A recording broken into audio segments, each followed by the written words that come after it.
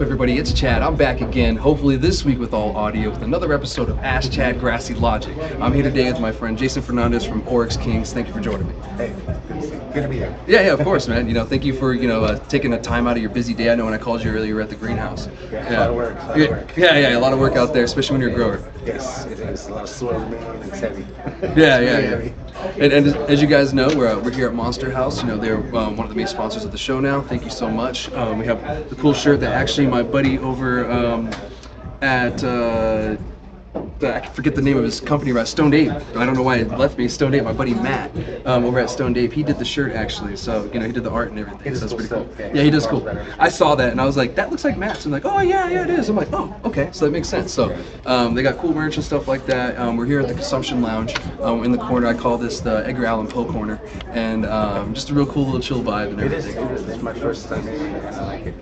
Yeah, it's a cool little vibe. So we got people here. It's an active Consumption Lounge, so it's it's pretty cool.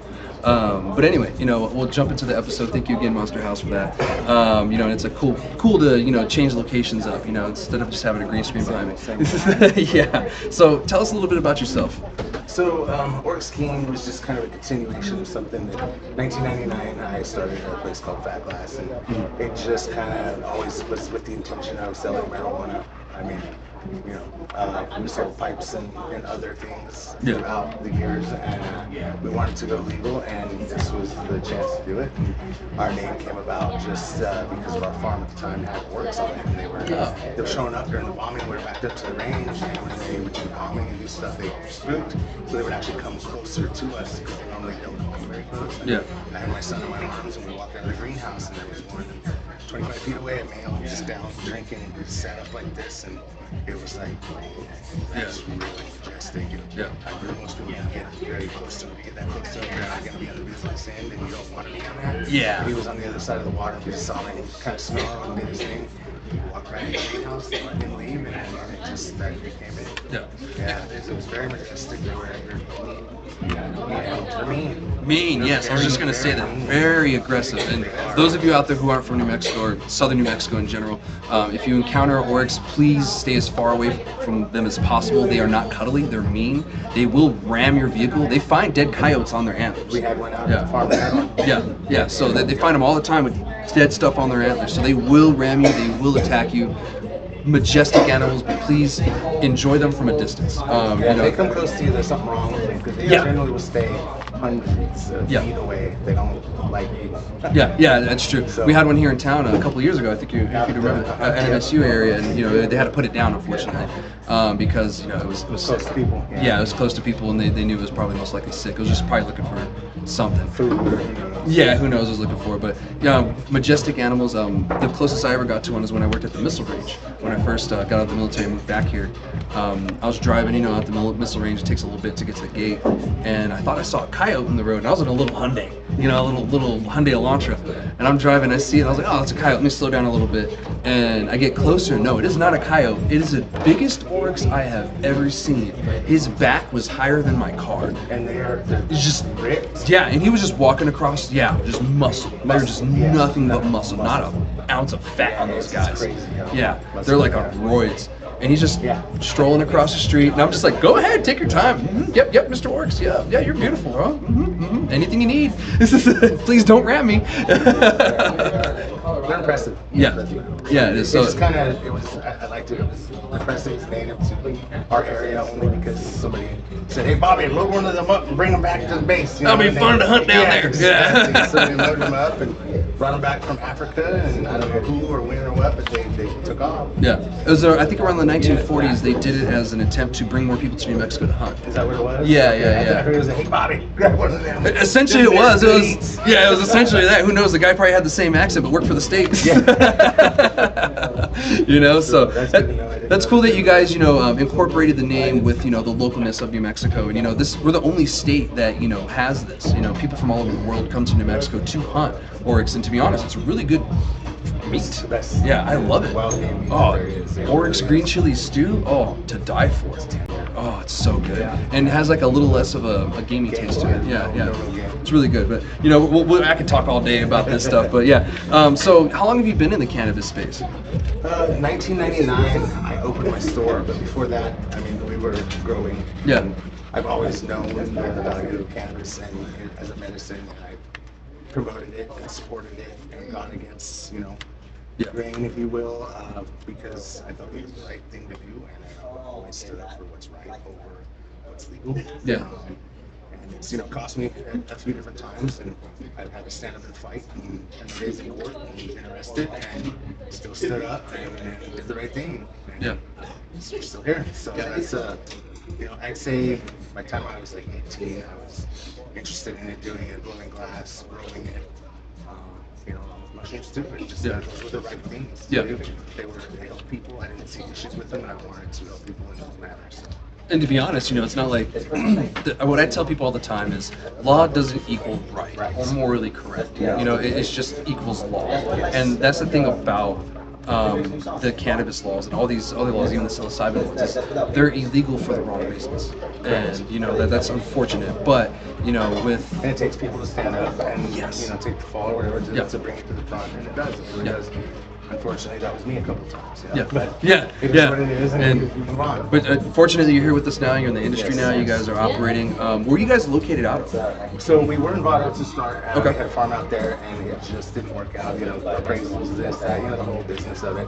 So now we're up by the airport, basically. We're up on I call it the hill. Everybody says the hill. They think that way, but we're up there, and we've got 4 big greenhouses, 100 by 100 square foot, and that's where we're at. We have a 3,000 plant count. We have another 1,000 or 2,000 plant count with 2 other kind of partner, sister, brother, kind of whatever you want to call it. Kind of like a co-op kind of situation. Where we work with them, grow on behalf of another one, and we have a significant plant count. So Nice. there's not very many of us doing it, so it is a lot of work. There's basically 4 of us running this right now. Oh, okay. So when I called you earlier, you're a little busy. You're like, oh yeah. I was like, oh crap, man. Yeah, we had new soil and turning the old soil. You got to dump them all out. I mean, I've been working 16 to 18-hour days for probably 2 years straight now. Yeah. Over 100-hour work weeks for 2 years straight. Maybe I took 4 days to go to San Antonio with my son a year ago, and it's been about it vacation-wise. The day off is I drove. I have Sunday off, so I'll only be there from 9 to 5. Gotcha. Okay. That's my day off. It's an 8-hour day. Yeah. No. I mean, that's kind of like Iraq. What a 6-hour day was a day off. Yeah. 6. If we got a 6-hour day. Yeah. So I totally get it. And even now, with everything I do, I'm so busy. The podcast is just one of a million things I'm doing. That if I get a Sunday to myself to do laundry, it's a blessing. So I totally get it, man. And Are you happy doing that laundry too? Yeah. I'm happy. I'm like, it's gonna be great. Yeah, I got a whole overflow basket I gotta do, because it's busy and I understand where you're coming from. All the time. I want to go with my friend. No, I'm gonna do my laundry. Yeah. It's like, oh man, being an adult sucks. But I'm glad that you figured it out. You have your own place. Being up on the hill must be interesting. How is it growing in that area, to be honest? I mean, it's no different than anywhere else. Okay. The only thing that I guess is different is we have the kids drag race on Friday nights up there. So we'll hear and we go up front and watch some of the cars.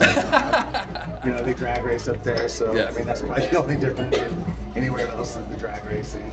That's kind of fun, a little spectacle. It is. Yeah. The peel out all up and down the streets and stuff. And so we had a car come through the wall. No way. Yeah, we did. We had a car come through the wall in the afternoon.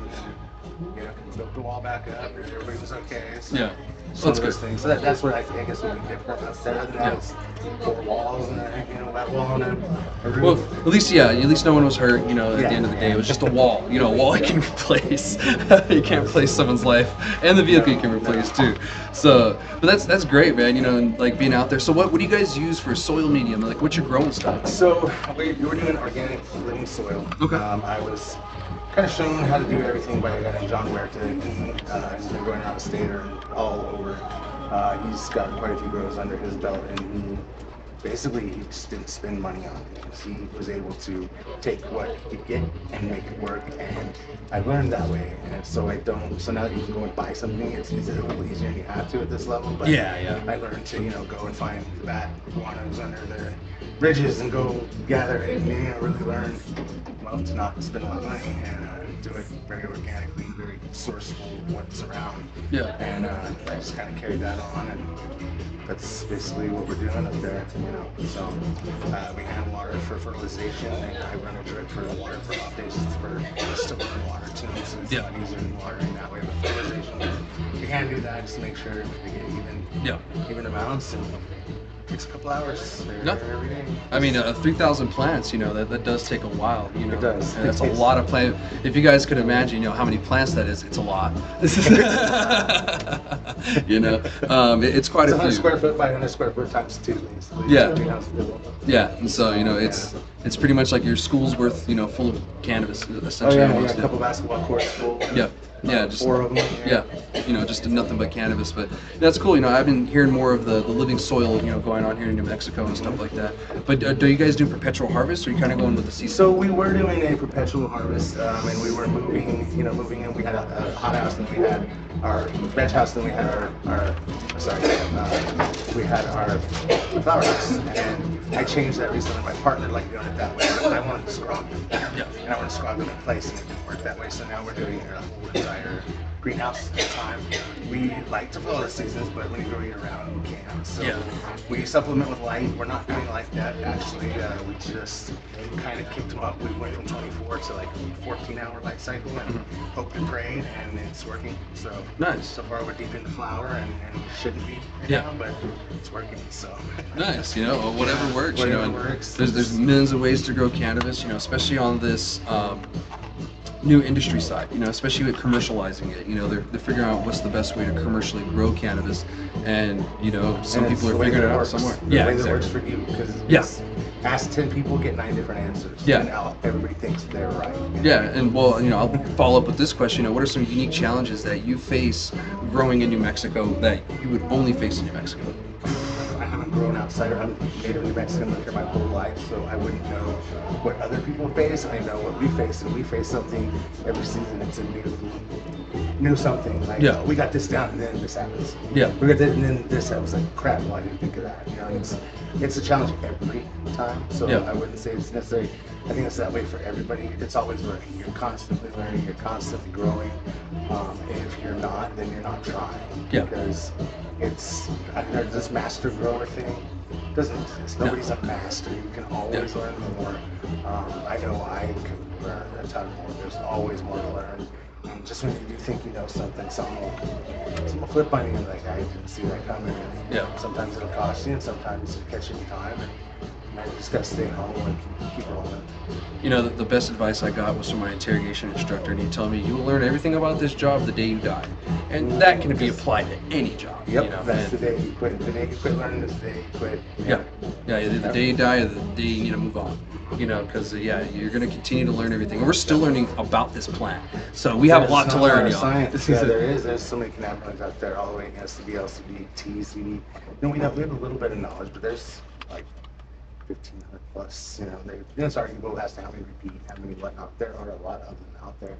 The entourage effect is a real thing. How they interact with each other for each individual person, and finding a personalized one that works for you.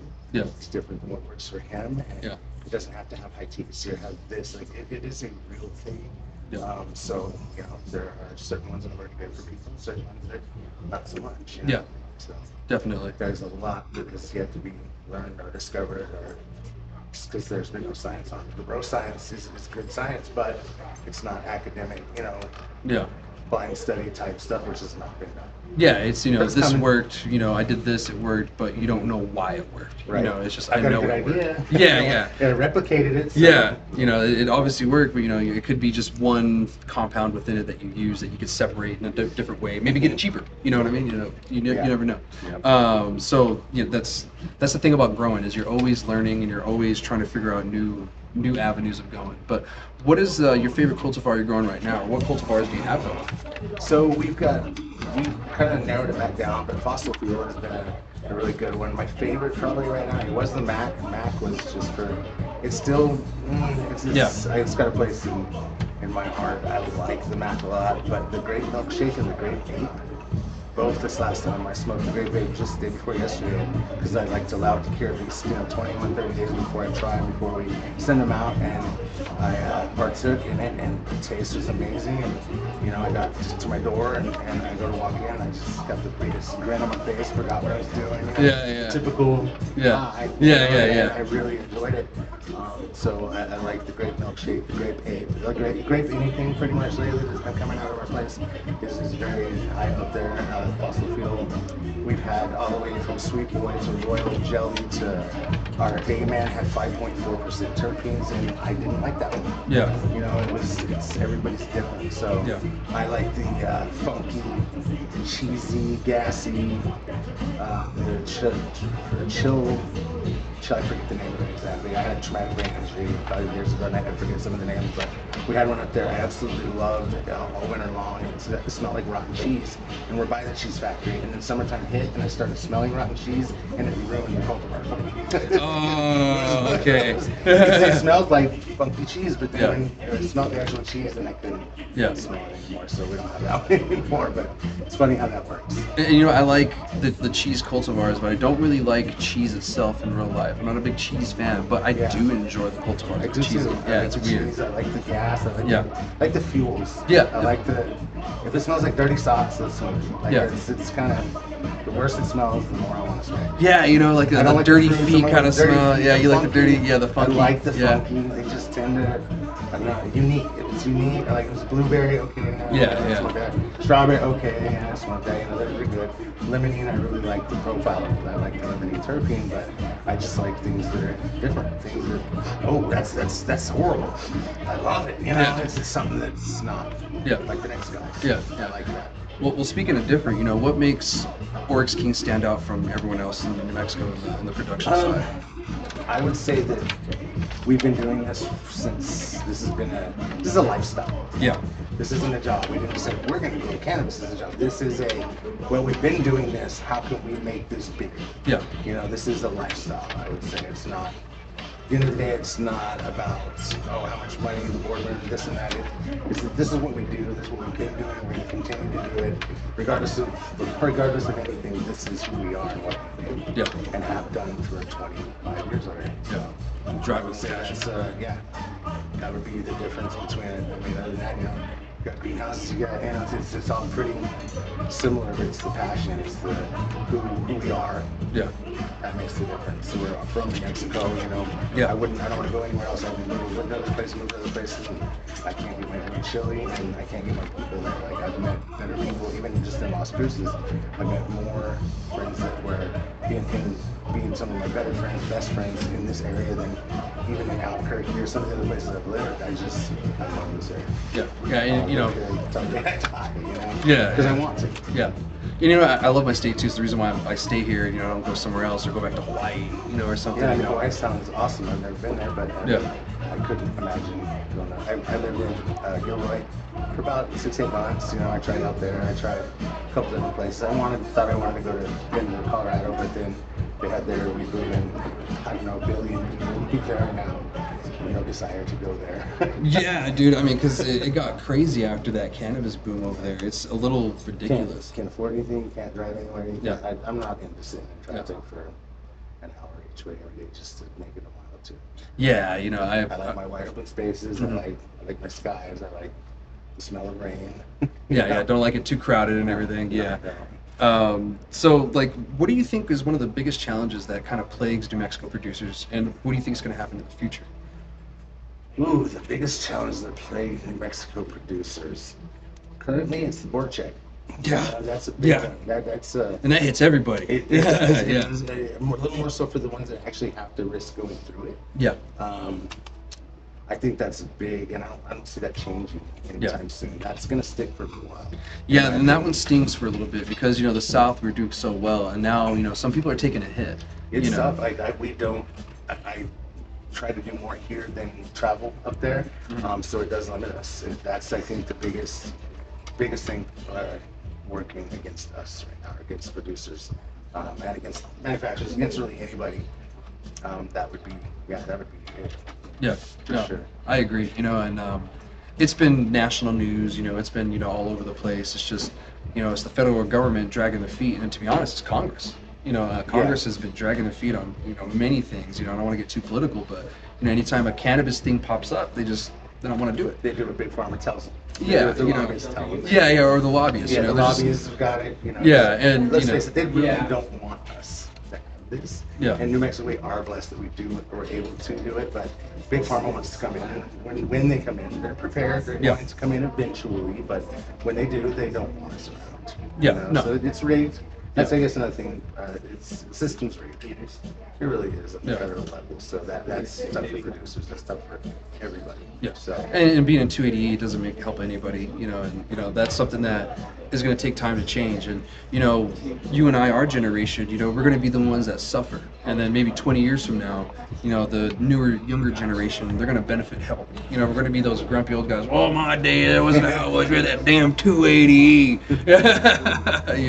Until we can walk down the street and smoke it without anything, it's not legal. Yeah. It's not. It's prohibition with perks. Yeah. That's what I like to call it sometimes. I like that. It's prohibition with perks. Prohibition is what with it perks. is. Yeah. Mm-hmm. And sometimes I felt like when it was illegal, it was freer because Yeah. you didn't have to worry about losing a license. You walk down the street, you can take it okay, but no fingers up, you keep doing it. Yeah. And it seemed almost freer when it was illegal. Yeah. Had that, I guess, that more free sense because you were doing more things and they just kind of turned a certain way on it. But now there's like, now there's a super punishment for it. Exactly. Now we're going to really enforce this. So and it seems to be that way, but at the same time, these pop-ups and all these things, it's like there's, it's in Albuquerque, there are just pop-ups where people just sell it. Yeah. Omar's all over. Yeah. It doesn't happen in Las Cruces. I think they were cracking out on it, but it's still middle fingers up for people that just don't care. So sometimes I wonder what's actually better, like the legal way, because the legal way is expensive. It's hard. It's really Biotrack's a pain. And to be honest, that's something that we need to look at in the future of all cannabis industries is how restrictive we've made it. And how crazy we've made this whole system. The whole tracking system, see the cell. The whole bureaucratic system of this whole It's thing. to create more jobs. Yeah. It's all about job creation. It really is. The G98 contract and this, and you have to do. They're trying. I see what they do with it, but it's the same as any government thing. It gets too big. Yeah. It becomes bare, and then it just doesn't work. Yeah, and that's where I hope the federal government really allows the states to kind of what we're doing now. The states are kind of just figuring out their own thing, and I really hope the federal government allows us to continue that. And just kind of let the states figure it out. We'll get their I taxes. think that's how most people are good. Most people are going to be regulated out. Yeah. If you can't afford to have a filter that has 0 microns of anything in your entire greenhouse and everybody's sterile and and there's not a single microbe of anything, $7 million facility, then that's what they're gonna do to kind of push people out. I think that's my guess. On the is medical that's side, how I could see that for sure. Definitely on the medical is Schedule 3 because I had this conversation with someone not long ago, and I told him, I said, well, we all know that medical grade cannabis has to be indoor. And I've asked people this before. Would you consider outdoor or greenhouse, just how it is now, medical grade? And she said, absolutely not. See, but I get this a lot of times too. Like, well, are you indoor or outdoor? Well, we're indoor. Yeah. A climate controlled greenhouse Yeah. is indoor, but some people still think, oh, that's outdoor. It's like, no, it's not outdoor. It's completely closed. It's encased. It's indoor. But what are your thoughts on that? It's So I don't mind. would medical cannabis be okay in a climate controlled greenhouse? Is that? I think that is kind of what I Valid. meant, and what I was saying when I said it was, the greenhouse is the way we have it now, most of them. They can get up to medical grade, but as the way they are right now for most of them, because I've seen most greenhouses in New Mexico. houses. Yeah, they're just hoop Hoop houses. house, Hoop house at the door. Yeah. And so that wouldn't be medical grade, but something that's enclosed, it's sealed. Something like that most likely will be because they'll probably make you get concrete floors. Yeah, It'll we be, have concrete yeah, floors. see the concrete floor because a lot of them don't. A lot of the greenhouses have rock or whatever. So you have the concrete floor and of course the ceiling and all that. Drainage, you get- Yeah, the whole 9 yards. So yeah, something like that most likely. Is in my opinion anyway. Because it's indoor. Yeah, it's essentially indoor at that It's point. indoor, Yeah. So, but what do the Oryx Kings have planned for the future? Man, to survive.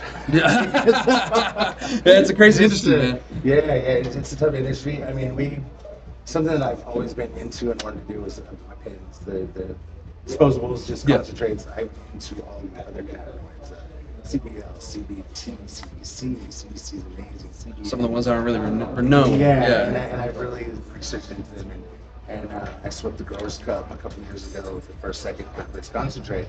Second, third place had no THC, and it beat out all with the concentrates that did. And I did it because the entourage effect is real, and there are certain cannabinoids like you can only absorb so much. Yeah. You add CBC, your receptor becomes 10 times larger, and what's already in your system floods into your system, and that's what happened. And so they thought, oh my gosh, this was strong.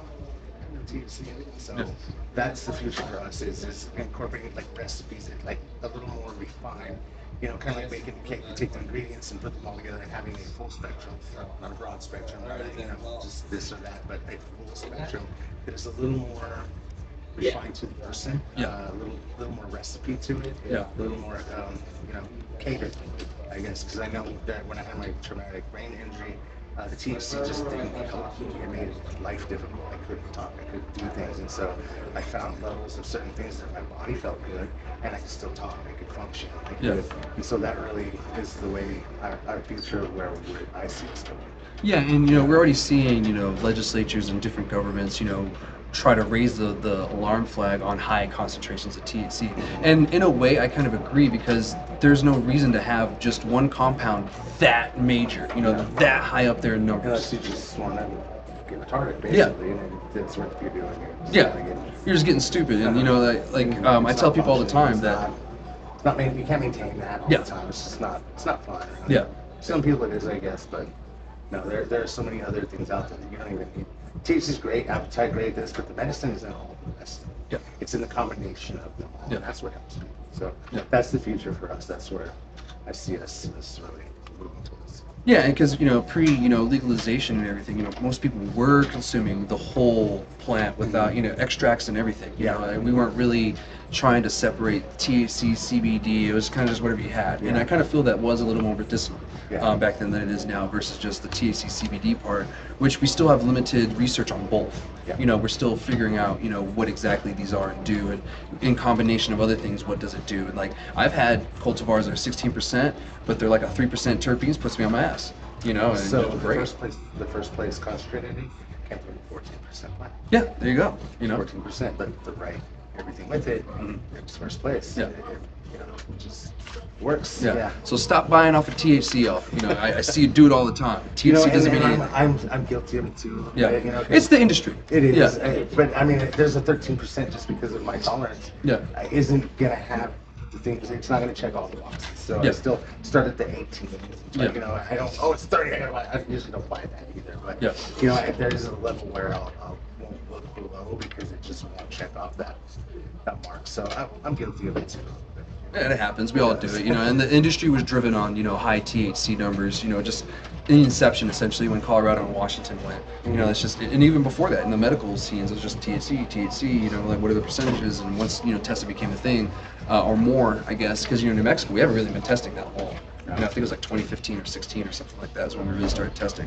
And the percentages, too, also do equate to how much concentrate comes out. Yeah, so. You're harvesting trichomes, you have more trichomes, you get product. So, it does have its place. It's the business side of it, like I understand the business side of it, but we're kind of ignoring the important side of it too. So, but where can people find you guys? Online.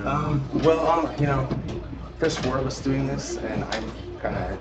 I do the internet, I do this, and the sales, the lead grow, and it's overwhelming. So our internet presence is very minimal, really at all. I think I set up an Instagram page like a week or 2 ago, but I haven't put anything on it or even been on it yet. Cool. Time.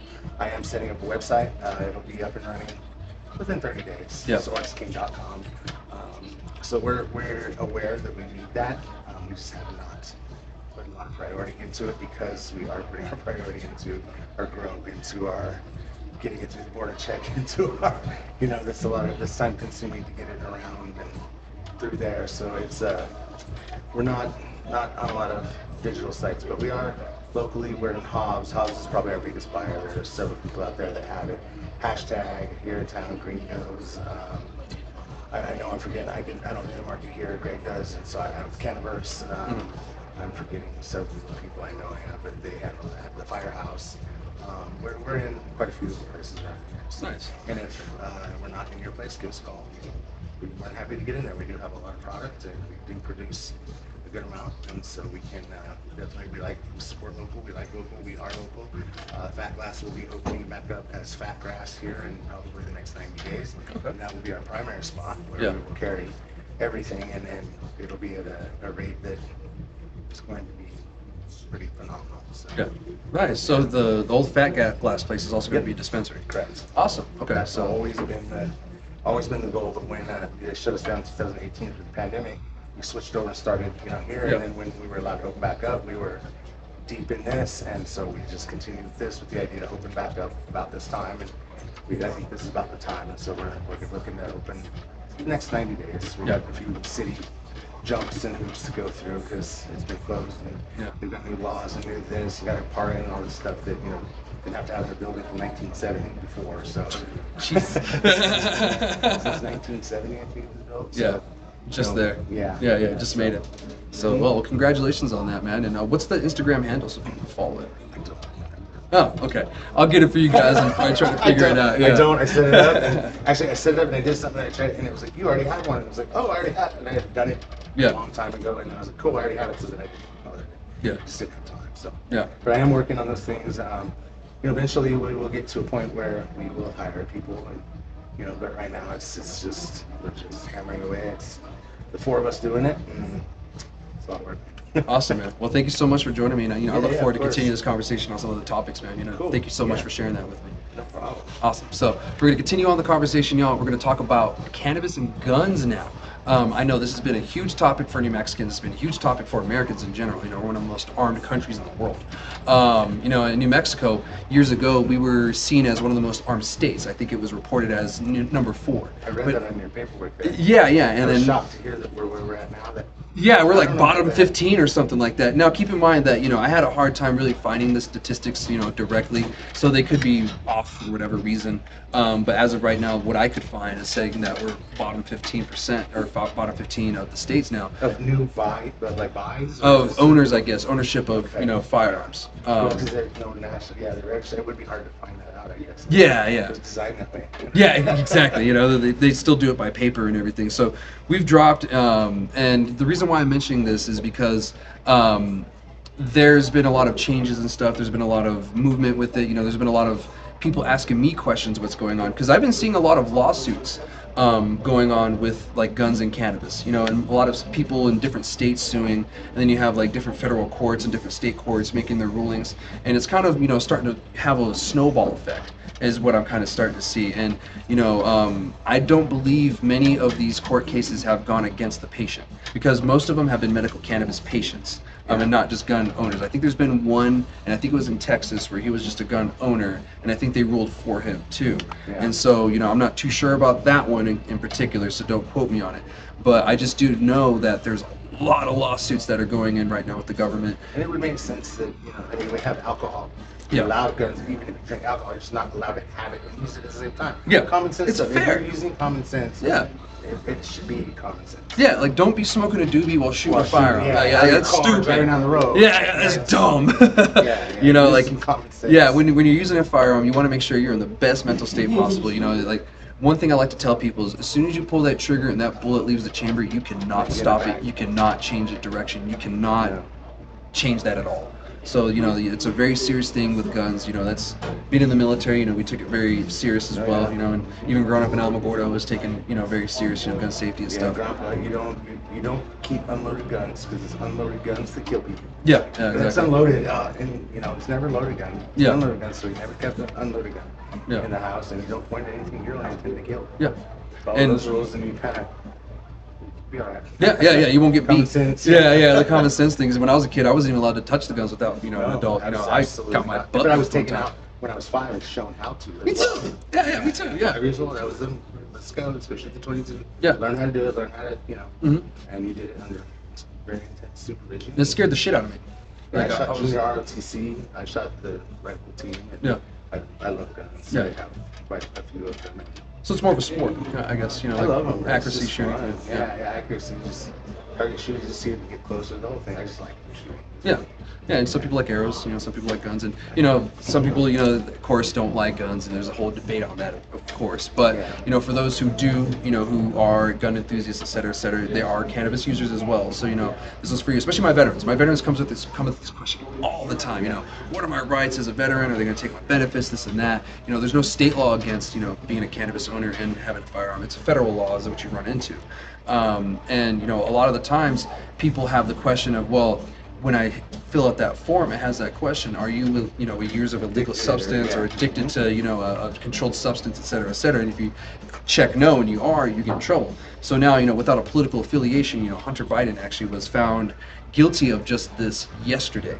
This was actually for crack cocaine. However, it wasn't for cannabis. It wasn't cannabis related, but he did the same thing. He marked on there that no, he was not. Come to find out that he was, and there was a whole investigation. Now, this isn't really going to happen to the common folk, something like this, So don't think 1 second that, oh crap, I did that last week, whatever. This is someone who, obviously his dad's the president. He has a big light on him. So of course, they're going to go after any little thing that they can. So unfortunately, he was charged with that, and that's a big fear with most patients that I've talked to. That some won't get their medical cannabis card because they carry concealed license. I don't want to lose it, whatever the worry may be. But this could change it. Well, I'm saying that because he will most likely repeal this. He's going to probably go back and send it to another court and maybe, change it up, because a lot of people are saying that question might be unconstitutional to start out with. To ask. Yeah, to even ask, to even have a form. Yourself, essentially. Yeah, you're incriminating yourself. Not to. Yeah, exactly. And then there's been other courts, saying that, if you're a medical cannabis user or cannabis user, there's nothing wrong with doing that. It's like your pills from the hospital or wherever else is still, intoxicating substances that you need medically, and you're still allowed a gun. Yeah. You're just not allowed to use it at the same time. Again, it falls back to common sense. Yeah, common sense. I get it. Common sense isn't so isn't common. Yeah, I get it. It's not as common, but that's the law. And if you're going to do that, you want to ensure that you're following all the rules and laws. So So I have taken my conceal and carry weapons class and done it many times, but never filed specifically because I had my cannabis card. But I would take the class, do the legals, do everything except send it in. Because in New Mexico, open carry. Yeah. So I take classes, I open carry, same thing. Yeah. But you learn, when's right, when's not. Yeah. Educate yourself, and I've yet to have any issues. I'm not done. Whatever, it just hasn't become issues. So. Yeah, and for me, concealed carry is just when you're trying to be sneaky. I don't know when you want to be sneaky. Like if you have an open carry, not to make people nervous if you're at a place. I guess. Yeah, but sometimes you go on it just because there's mothers and children at a location that may not. Okay, that's fair. It might make them a little nervous. Or you're in a park or something. Yeah. Certain places, just okay. If I can conceal it to make people easy or a little more at ease, okay. Yeah. But other than that, wearing it open is fine. Yeah, and in New Mexico, as I said, that is perfectly legal. But make sure that it is where they can see it. Sides. If your shirt goes over it, you might run into some issues. So keep that in mind. So they sit from three sides. Yeah. I guess how they do it, right? Okay, so 3 sides. Yeah. So if your shirt covers it, it's blocking the side. So make sure. And that's one thing. I met a gentleman in Colorado years ago, and when my dad's from Colorado, so I was visiting some family, and I didn't realize it was an open carry state because it was open carry. So I just had a question. I was like, oh, it's open carry here? He's like, yeah, man. He's like, just make sure you don't have that shirt flop over it, man. And I was like, same in New Mexico, bro. Same in New Mexico. So it's not open. Yeah, it's not open. It's concealed at that point. So there's little nuances on that. And I've even had in one of the classes, the guy told us before, he's like, if you're legal, you're doing everything you need to do, and you're right, and it's concealed, and maybe it shouldn't be or whatever. Once concealed, who's gonna know about it? Yeah. And it's so use your kind of common sense. I guess we keep saying that, but I would rather have it than take the charge of having it concealed and save somebody's life or my life and carry that against law versus right. Yeah. And it's one of those things. So yes. Yeah, and it's something that we're probably gonna keep hearing about. This isn't gonna end. And, this is something I'm probably gonna keep talking about. To the near they future. Haven't found anybody to either make an example of or to make an exception for. Yeah. Somebody's got to really mess up. Somebody's got to really do something good to tilt the teeter-totter. Yeah. One way or the other. Yeah. To decide it. And it's not to say that the people that we're talking about aren't good gun owners or anything like that. You know, these are normally law-abiding citizens. You know, it's no different than the guy who lives in the country and wants to go shooting and then goes home and drinks a little bit afterwards. You know, there's nothing wrong with that. He's not drinking while shooting, so he's not breaking the law. It's the ones that go out there, get drunk, start, and then they start, and then that's when things start getting a little wild. You know, and it's fair that you shouldn't be able to do that because you could hurt somebody really bad. You know, when I was in the military, there was stories of guys who try to shoot themselves to get out of the military. But the round is designed to bounce inside of you, the 5.56 or the 2.23 for the civilians. Yeah, it's a tumbler. So when it goes inside of you, it doesn't go here and go out like the 7.62. It goes here and probably comes out your butt or wherever, you know. So, you know, that's something that people don't really keep in mind too. You know, it's like even if you do mess up. Yeah, that's a Darwin Award thing. Yeah, this dude, he shot himself in the thigh and it came down of his ankle. You know, just shattered everything on the way down. So, you know, he just, I don't even know if he has a leg, you know, to be honest. Yeah, so, you know, hopefully he does, but yeah, you know, just keep that in mind too. You know, there's that. So that's one reason why, you know, they don't allow substance use, and you shouldn't use cannabis or any substance while, you know, using a firearm. You should be totally sober, you know, and that's... Shouldn't even be tired. Yeah, exactly. Yeah, you should not be tired. Yeah, because, you know, you fumble one thing and next thing you know that trigger gets pulled. Yeah, you got your finger on the trigger and you don't realize, like, it's the real thing. No, it is, and it happens all the time. Like you said, that's it. Yeah, it is. So, you know, my cannabis users out there who are also gun enthusiasts, which there are a lot of you, even some of the most conservative people I've known, you know, like cannabis and guns at the same time.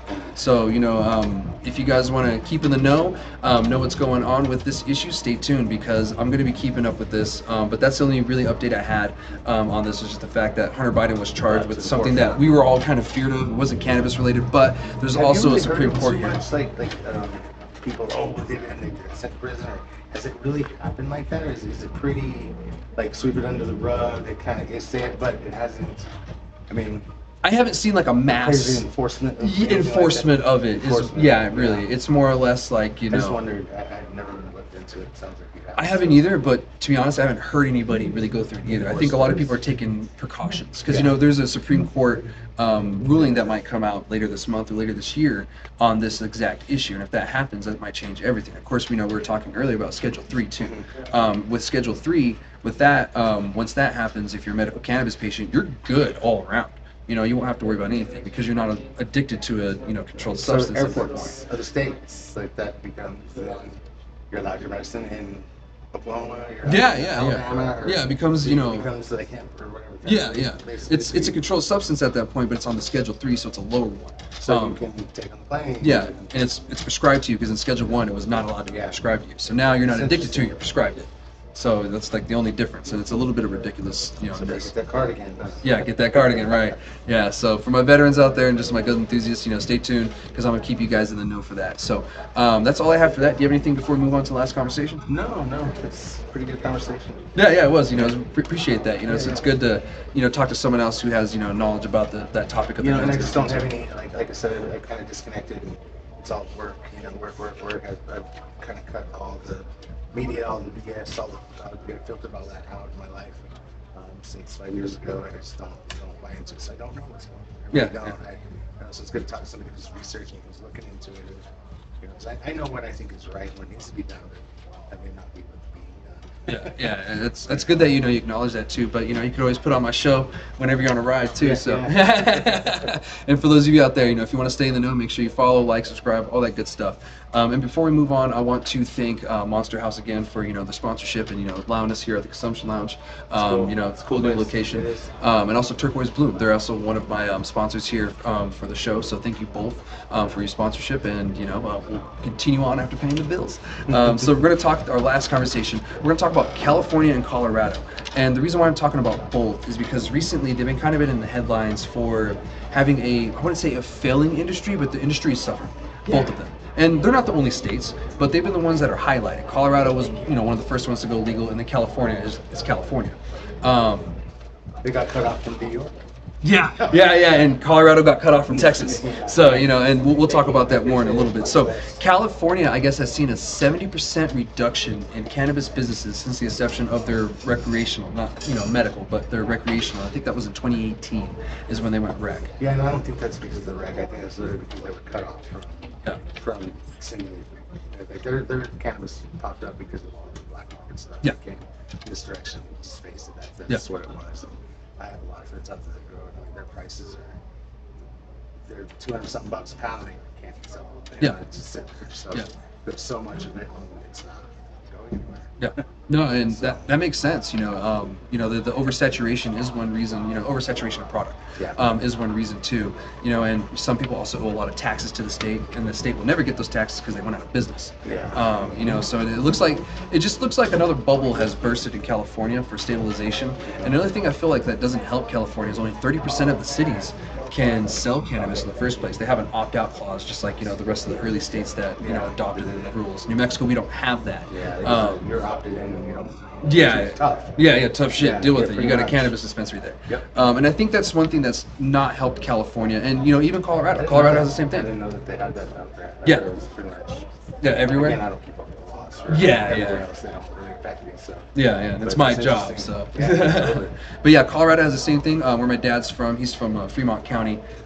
They only have medical cannabis, and the same thing with like Colorado Springs. They only have medical cannabis, and unless that's changed recently, and it may have. But Denver and Pueblo, they're one of the only main hubs where cannabis is found. Of course, you have like Telluride over by Durango and everything like that. But those are like the main cities. Next week, so I'll go ahead and drain it. So I'll look into that. Nice. See what they got up there. So I'll keep that in mind. Well, check out my brother's cidery. It's Esoterra. And it's in Durango? Durango. Yeah. Check out Esoterra. Yeah, so my brother makes cider out there. All right, cool. Yeah. If he's there, tell him I said hello. he works hard too, so he's probably working either making cider or working at the. Or drinking cider. Yeah, you're having testing it or something. So he'll be over there. You'll recognize the voice. So, but yeah, California, they're struggling. And it's many reasons. It's not just one reason. And California had like a perfect storm brewing. Their taxes. Like the way they do things in California just doesn't seem friendly to business. You have taxes everywhere you stop. Then you have the distribution licenses, and I kind of feel that kind of messes with it a little bit too. I mean, what is your from your buddies? I mean, I'm sure they've said something about it. The thing about California is it's so big that people just set up shop and sell, and Yeah. they'll take their penalty of getting caught rather Yeah. than go through all the hoops. Yeah, the same thing in New York. It's Yeah. going on right now too. There's just so many of them. They can set up and they don't notice it for years. Yeah. They don't even notice it. They don't have the regulatory stuff to handle it, and it's it's their own fault. Yeah. No, 100%. They bred that. It happened. Yeah. And so those people are taking advantage and getting away with it. Yeah. And unfortunately, I've been hearing too that some of the quality has gone down in California too. And not like the main places, they still, the ones that are known for quality are still known for quality. But I guess you could get quality all over in California. Now it's kind of, kind of where we're at in New Mexico, where you have to know where to get quality. Yeah. So that's kind of an alarming because California was known as, the Mecca. If you wanted good cannabis, you used to go to California. NorCal. Yeah, NorCal, yeah, the Emerald Triangle. And even in the Emerald Triangle, they're seeing a reduction of licenses being issued out there. And it could be what you're telling me is that they're just going to grow illegally, go back to the old way it was and not worry about it. Because, I mean... Well, I think even the illegal market is taking a hit. Because nobody's going to drive when Colorado opened up, it really hurt California. And then when, Oklahoma opened up, it hurt Colorado. Yeah. It's just whoever's closer to the illegal states is going to get that money, and it's significant. Yeah, and unfortunately, we're not going to see the California we saw in the 90s and the 2000s. Ever again. We'll never ever see that again, unfortunately. What we're going to see is a national branding of different kinds of cannabis all over the nation. You're going to have something great in California. You're going to have something great in Washington. You're going to have something great in New Mexico. We already have great, micro producers here. Yeah. And so, you're going to have something special in every state. It's not just going to be one state known for it. But you're also going to have those states that can't grow shit. That they just don't have quality. Well, we're lucky. We're right on the range that we have pretty much perfect sun and beautiful everything year round. You can pretty much grow year round here. We essentially, actually if you do it tested that. We just to see. So we put some seeds in the ground. January 1st, 3 years ago, in the ground, outside, freezing, put them in. It just fine. Dude, I had some volunteers this year pop up in February. Yeah. All the freezes, whatever, they're the most healthiest plants in my garden. They're just love Because the it. ground's not perfect Yeah. here, so they managed to make it. I had plants that took them almost all the way to Christmas. Like it was two weeks after Thanksgiving harvested. It snowed on them. I had pictures of them covered in snow, and they just kept on putting them on. Yeah. 2 weeks before Christmas. Yeah. Finally cut them down, so they were ready. Yeah. But I just want to see how long they'll Yeah. go, and they survive. They really do. Yeah. It's a weed. People ask me, what's the best way to, like, the easiest way to kill weed is bring it inside and grow it. If it's outside, Yeah. try to kill it, you couldn't. No, Really, yeah, you yeah. couldn't, but bring it inside and try to grow it, that's the best way to kill weed. That's true. You're right. Because I don't know how many times like there's a plant. I'm like, I'm just gonna ignore that one. I ignore it. It's just get bigger and That's the bigger. best, yeah. Yeah, and I'm It just takes like, a you lot. gotta be kidding me. Yep. Yeah. It's So funny how that works. yeah, it is. Yeah. And in Colorado, they're a colder climate.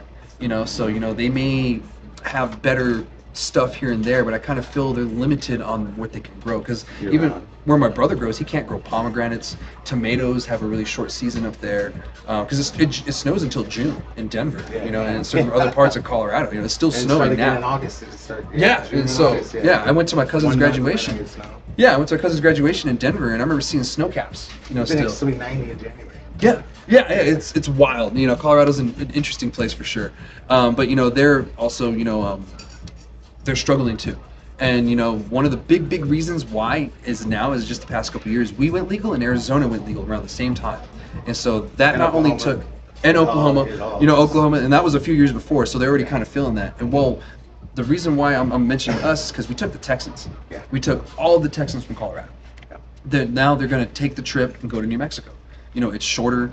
It's A about lot. getting. Yeah, it's a lot shorter. You're driving probably 12 hours less. Or 8 to 12 hours less. Especially if you come to like Sunva Park or Las Cruces, or those folks in Lubbock, they go over to the Lubbock, eastern go to part. Hobbs. Yeah, they go to Hobbs. Some go to Hobbs Carlsbad, is Clovis. Hobbs is the biggest market for us. Yeah, Hobbs is a huge market. Buyers Yeah, are in Hobbs. Yeah, I guess there was a study that they were per capita or whatever. That's the highest gross. Really? Yeah, it is. There was a gentleman who was doing a study on Pinterest. It's a Pinterest. No, it's not Pinterest. It's one of the other LinkedIn. LinkedIn. Yeah, LinkedIn. and he posted, and I see it every now and then. And he's got them rated as the most profitable, the number one over here and everything, because it's the number of people, they're just the percentages are way up there. So they're doing very interesting. well there. Even higher than Little Dubai, or Southern Oh, Florida. well, per capita, yeah. Yeah, per capita. That makes sense. Yeah, they're because doing, significantly. Yeah, because it's oil country over there. If you guys don't know, Hobbs, New Mexico, there's nothing but oil there really, and so something like this moving over there, the Texans are just flocking over. So now they're making money from the oil and the cannabis. Yeah, they're kind of double dipping. The basin. Yeah. Permian Basin. Yeah. It's a real thing. It's big. Wow.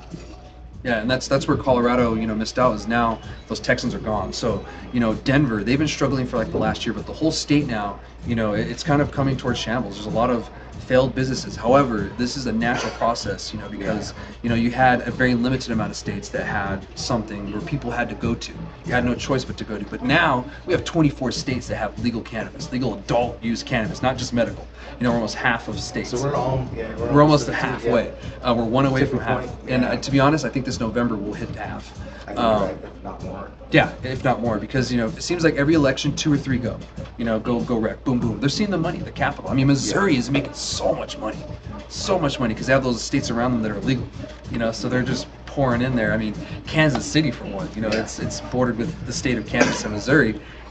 All those residents just take a hop, jump, skip over, just like Sunland Park, and they're benefiting that. So, that hurt Colorado too. Yeah. Because of all that. But I don't see this stopping. I see this more as I wouldn't say a cleansing time, but it's just a time for just like leveling out. And I don't see Colorado or California anywhere being the same as it was before. And I kind of feel New Mexico, we legalized at the right time. I think so too. Yeah, but there was a lot that had to happen for us to get here, and now we are where we are. But I think we did it at the right time. I think so. We learned a lot from other people. But that's all I have for you guys this week. That's all I have for this conversation. Jason, thank you again for joining me. It was great. It was a fun conversation. Yeah, I look forward to having you on again sometime. Maybe we'll do it next season. And yeah, make sure you guys like, subscribe, whatever you got to do to make sure you stay in the know. Thank you again for Monster House having us over here. Thank you again for Turquoise Bloom. All right, guys, you have a wonderful week. I'll see y'all next week. All right, cheers.